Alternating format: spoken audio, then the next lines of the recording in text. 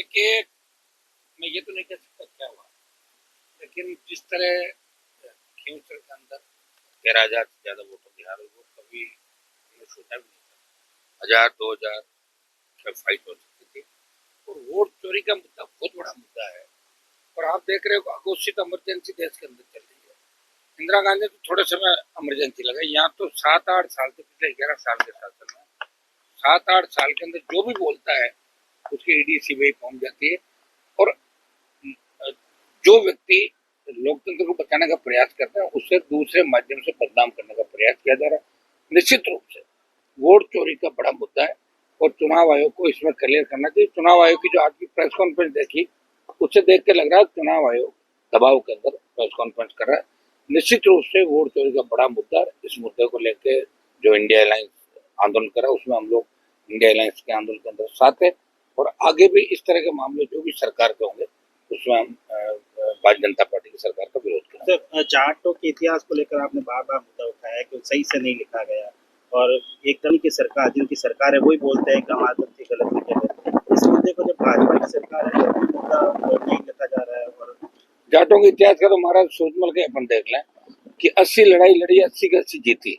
फिर भी देश के अंदर जिस तरह इतिहास को महाराज सूरजमल जो धर्म रक्षक थे, वीर गति को प्राप्त लड़ते लड़ते आगे लड़ाई करते, उनके इतिहास को भी ढंग से प्रस्तुत नहीं किया। पानीपत मूवी आई थी जिसका हमने विरोध किया, ठीक करवाया इतिहास को। तो ये लिखने वाले कौन इतिहासकार है, क्या लिख रहे हैं?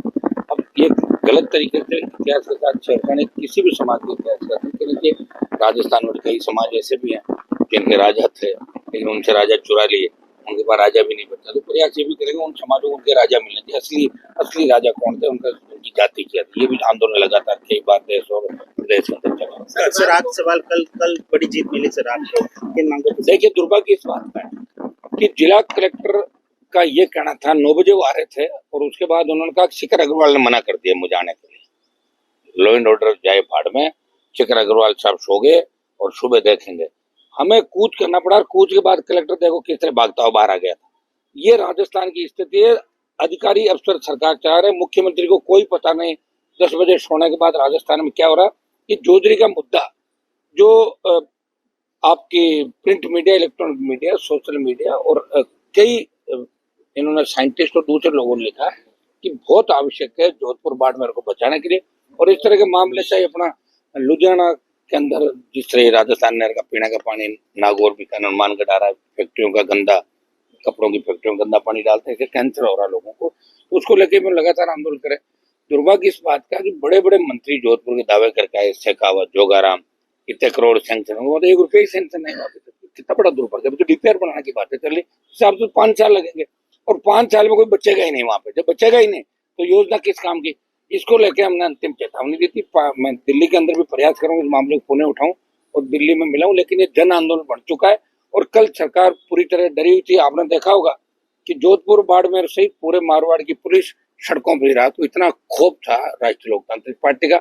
हम लॉ एंड ऑर्डर नहीं बिगाड़ना चाहते, लेकिन सरकार का ये कहना था कि शिखर साहब ने और सीएमओ ने मना कर दिया कि हनुमान जी का वहां आपको नहीं जाना। ये बहुत बड़ा दुर्भाग्य है। अधिकारी सरकार चला रहे और भजनलाल को कोई मतलब नहीं कौन आए जाए। और मुझे लग रहा है कि इस हिसाब से चले तो महीने 2 महीने में भजनलाल का कनेक्शन कट जाएगा। सर, लॉ एंड ऑर्डर की बात की तो सीएम आने से पहले फायर हुआ, सीएम जाने के बाद फायर हुआ, किस तरह से? मैं कह रहा हूँ सीएम को कोई मानता नहीं जब उसको 5 बार धमकी मिल रही है।